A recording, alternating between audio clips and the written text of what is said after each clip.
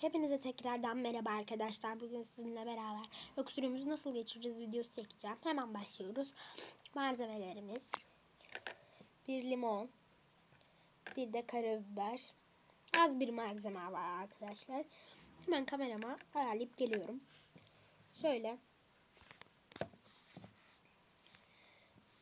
ayarladım arkadaşlar. Karabiberimden hatta ayarlamadım. Elimle tutacağım. Karabiberimden birazcık ekiyorum.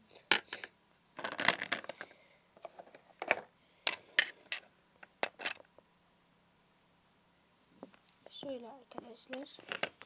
Evet. Tamam. Hemen yiyorum ben. Göstermeyeceğim tabii arkadaşlar.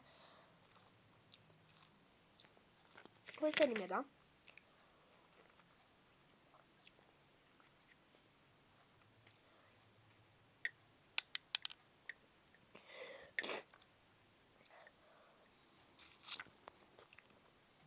Ve biraz yedim. Bu kadar. Bugün sizinle beraber. Hatta keşke konuşamadım. Bugün sizinle beraber